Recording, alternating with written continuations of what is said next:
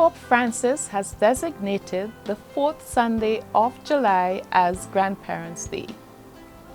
This year it falls on the day before the feast of Saints Joachim and Anne, the parents of the Blessed Virgin Mary and the grandparents of Jesus.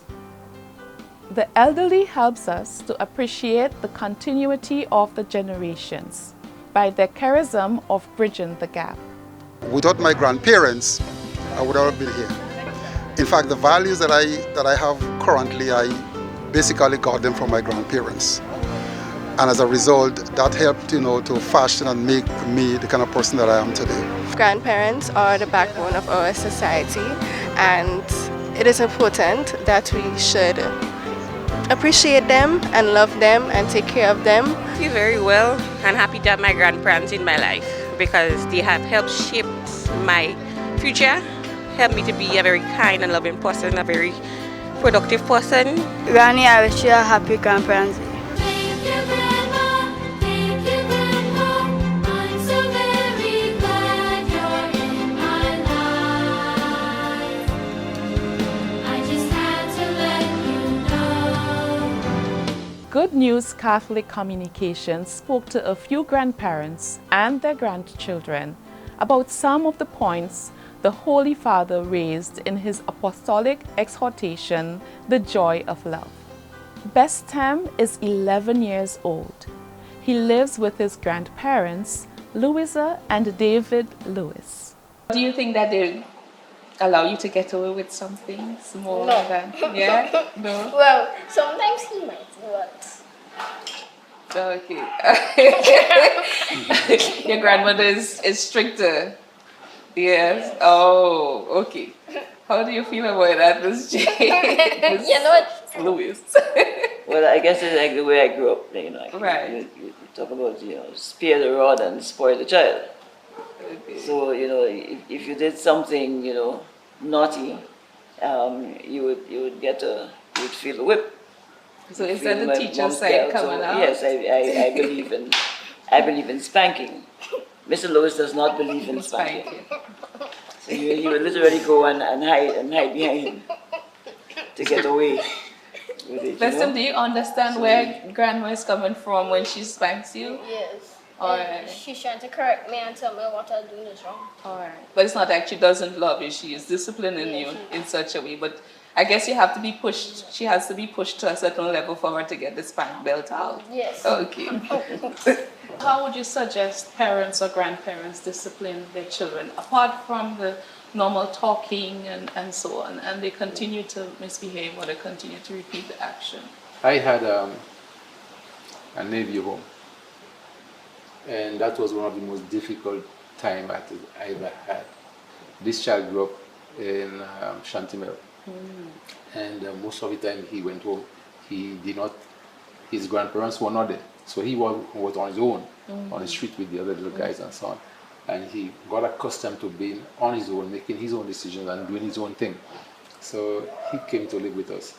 And, I had a difficult time adjusting to that kind of behavior. And I never really hit him. I used to put him sit down and speak to him. One of the things I try to understand, is what led to somebody behaving that way.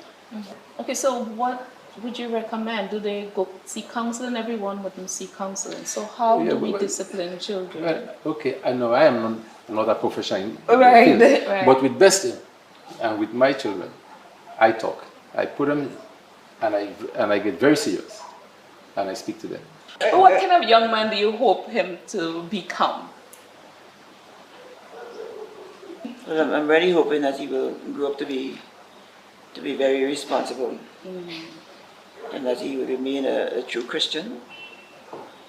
That he'll be very good at heart, very considerate, kind, and loving, most of all.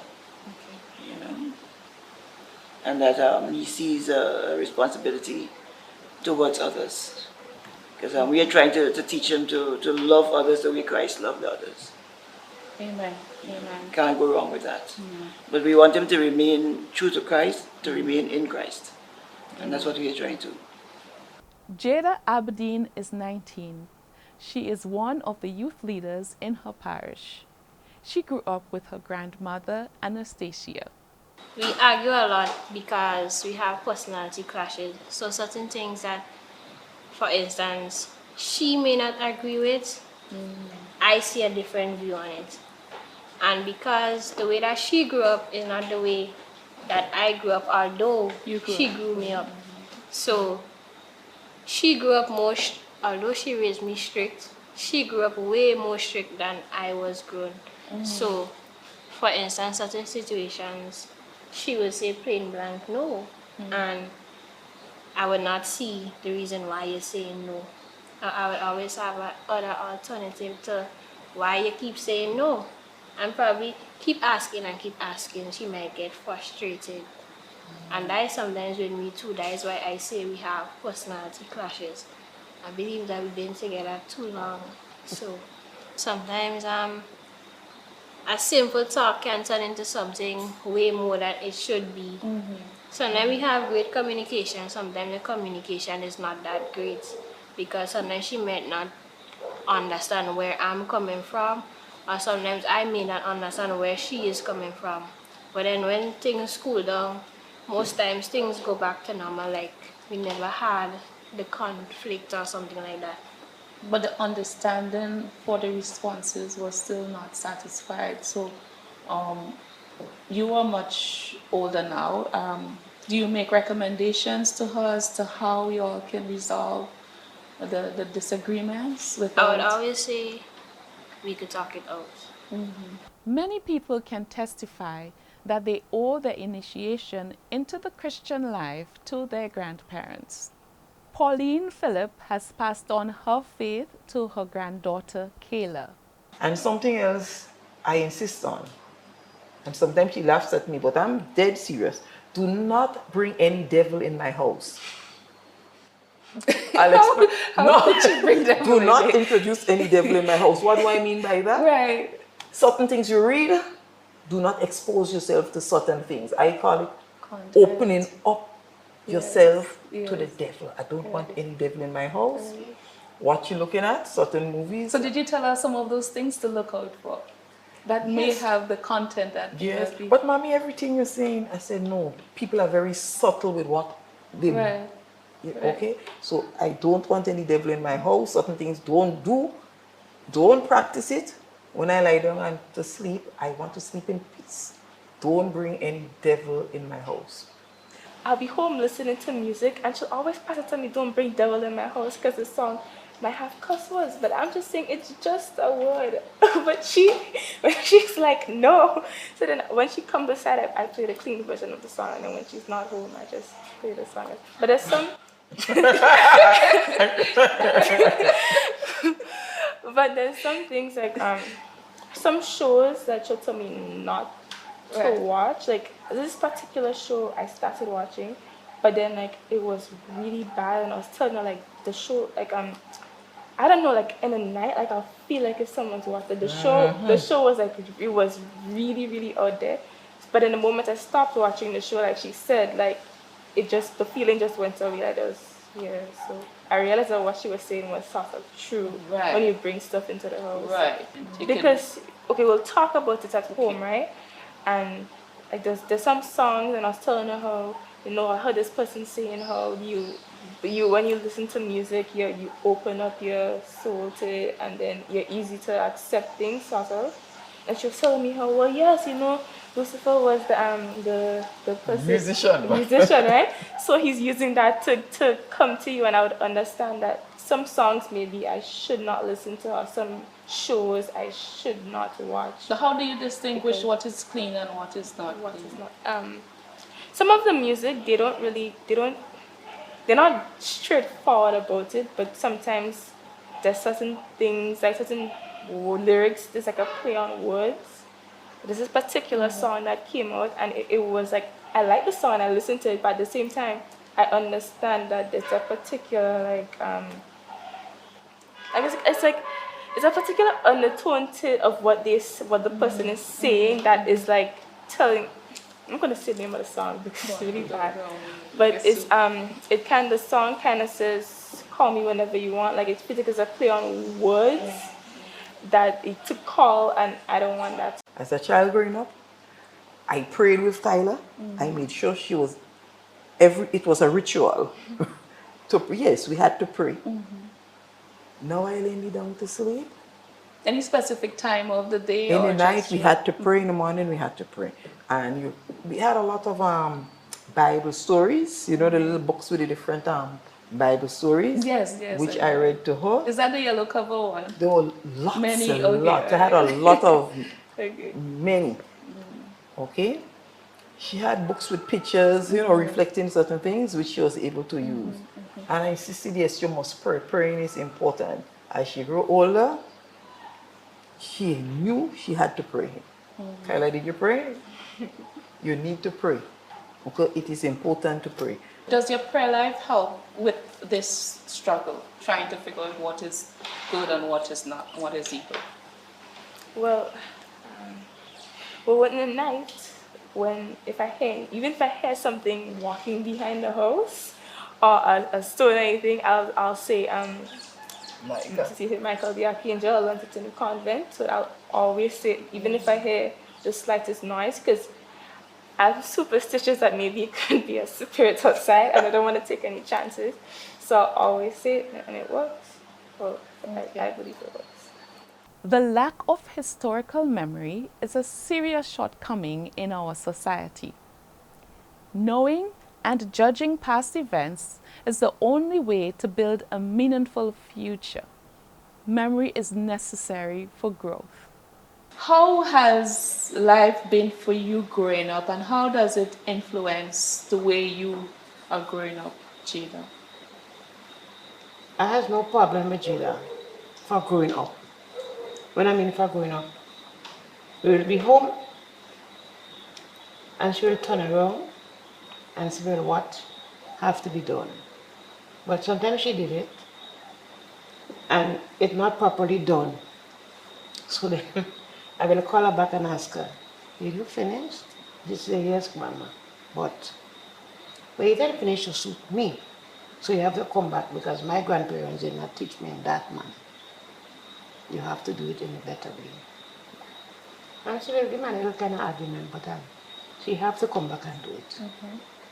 I always understood where she was coming from because she'd always make reference to me that like when I go out, for instance, I have to go a retreat or something like that. She expects whatever is done at the home, that when I go out, I will be able to do it on my own.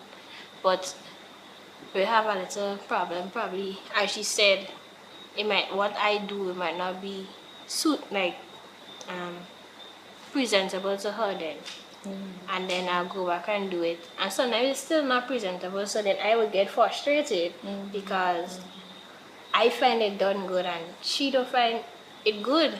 So then we'll compromise. And then she'll probably go and do it to her liking when it's 90% done. Yeah, I mean, life is, you have to, unless it's your principles, but in life it calls for a lot of, compromise. Tell me more about your life and what your grandmother, Miss Anastasia, would have imparted to you. How was it influencing you as a person in your teenage years growing up? I would say a lot of what she taught me has impacted me a lot. Basically, the person that I am today, because if it was not for her and her with her faith, I would not be able to do a lot of things that Father Sean is asking me to do. So, from my trait is leadership, and from, like I say, Church Sean being an acolyte, part of the youth group, head of a youth group, stuff like that. It has impacted me a lot because I know for sure if my grandmother was not around, I would have never been in church. Listening to the elderly tell their stories is good for children and young people. It makes them feel connected to the living history of their families, their neighborhoods, and their country. And so when you share some of the olden days activities, what you used to do in the past with Jada, does she ask more questions? Does she get more curious? Well, she was asking how this thing happened and how it's supposed to, how I explaining it for. She will say, well, long time and now it's too different. Because if my mother, I go with my mother. My father and my mother was together. My father, when my mother sent us in the river to wash, we go and fish, old crayfish. And then we will light the fire by the river and roast the crayfish and eat it and forget the clothes. And we'll bring up the clothes from my mother, half washed. And she'll beat us with the wet clothes and send us back in the river until find soap. Sometimes we have to go by the shop with mommy just trust. And ask the mommy to send us soap for her to wash the clothes. So that is what the adults say. Whenever you have to do something in the proper way that you will not get late. So that is Rose. He was going to school. The school was not far from home. And then I sent Dominic High School. And when mommy won't let us leave the house until the school bell ring. And if the school bell ring, we have to run from the home to the school. And when the Friday come, she have to go to the school to find out how much red ink and black ink. Because red and black they used to. And if we have more red is dangerous. She beat us in front of the school, the teacher. So that is a lesson I learned. And I used to teach her that. So wherever she goes somewhere, she has to learn to be punctual. Try to go early, even though you have to relax yourself when you reach, but try to go. Do you think it's important to tell children how it was in what we call it the olden days? In the past, how people interacted, how they engaged as a community? Yes, I think it's important. You know, you share past experiences, you compare lifestyles, different trends, and you can make comparisons because everything long ago was not good. Okay. Everything was not good, so we cannot paint a picture as though it was nice and rosy. Things were good, yes, but everything was not. It was not this perfect picture that some people try to paint. And when you look now, also, it's not perfect either, but it's different. And sometimes I wish certain things that existed before. Really? In terms of the level of respect. To your elders and Yes, amongst yourselves. amongst yourself, to the level of respect, behavior patterns. I will always stress behavior patterns. To me, nothing is sacred. I'm not even talking about the church. Nothing is sacred for people. There was a certain amount of reverence for certain things. Correct. But to a great extent, I find it is lacking. But then again, there are some persons who don't know better. So when you explain certain things to them, at least they try to understand. But that's the price of progress. The words, the affection, or simply the presence of grandparents helps children to realize that history did not begin with them, that they are now part of an age-old pilgrimage, and that they need to respect all that came before them. What would you say to grandparents as we celebrate Grandparents' Day? What advice would you give to grandparents? I would tell them keep encouraging their grandchildren and their children because in future, whatever you teach them, they will need it. And it is important to them that they have their grandparents around because a lot of young people do not have their grandparents around, and that is one thing that I am grateful for